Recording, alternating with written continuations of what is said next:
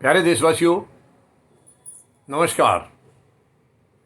आज एक गंभीर सवाल मैं सरकार से करना चाहूँगा, प्रधानमंत्री महोदय से करना चाहूँगा और देश की जनता से भी अपील करूँगा कि इसके ऊपर गंभीरता से आप विचार करें।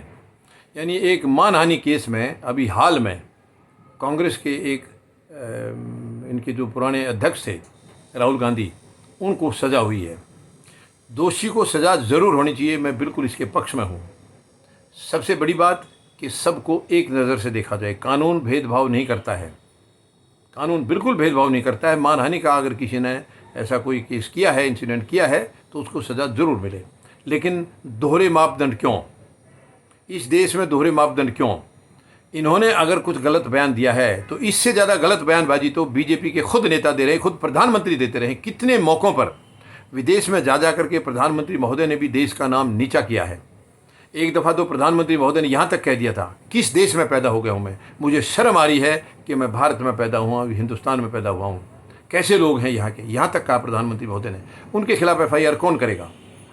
उनके खिलाफ केस कौन चलाएगा? तो ये दोहरे मापदंड क्यों हैं?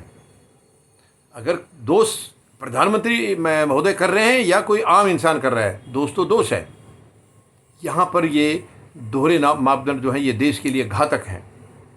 यहाँ मैं माननीय सर्वोच्च न्यायालय से अपील करूँगा, माननीय राष्ट्रपति महोदया से अपील करूँगा कि सरकार की इस गलत नीति को गंभीरता से लिया जाए और देश में किसी के साथ अन्याय ना हो। यानी वो मानहानि का केस जो है 2019 का है। 2019 के लोकसभा चुनाव के प्रचार के टाइम कोलार में राहुल गांधी ने बयान दिया था, और जहाँ तक उनके बयान को हमने कई बार सुना है, उसमें कम्युनिटी के खिलाफ कोई बयान ऐसा नहीं है। मैं राहुल गांधी का पक्ष नहीं ले रहा हूँ, लेकिन सच्चाई तो सच्चाई है, कम्युनिटी के खिलाफ नहीं है। और जिस इंसान ने इसको मतलब कोर्ट में इनके खिलाफ केस किया है, ये कह के कि ये इन्होंने हमारी कम्युनिटी को बदनाम किया है, मैं तो उस आदमी से ये कहना चाहूँगा, आपकी कम्युनिटी को बदनाम तो उन लोगों ने किया है जो देश का पैसा लेकर भाग गए हैं। उनके खिलाफ क्यों नहीं करते केस आप?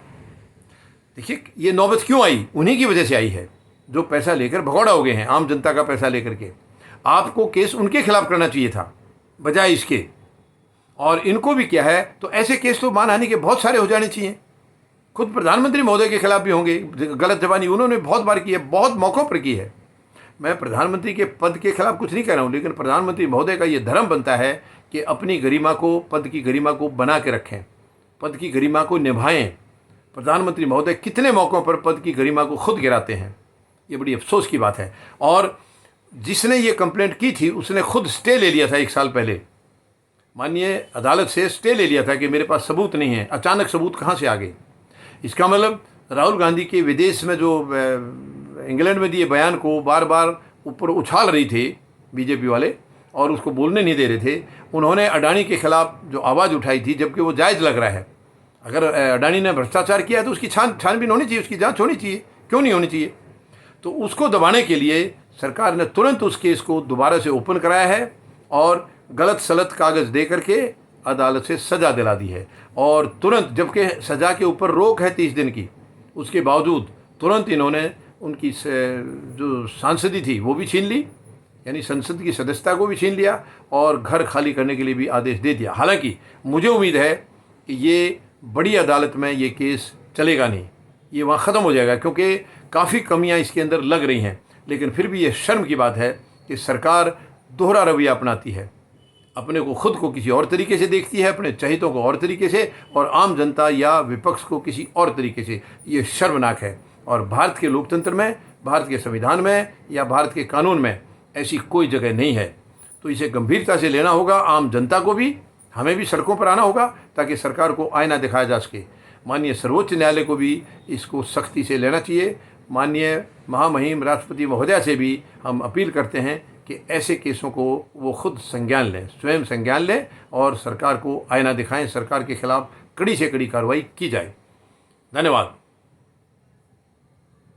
जय जवान,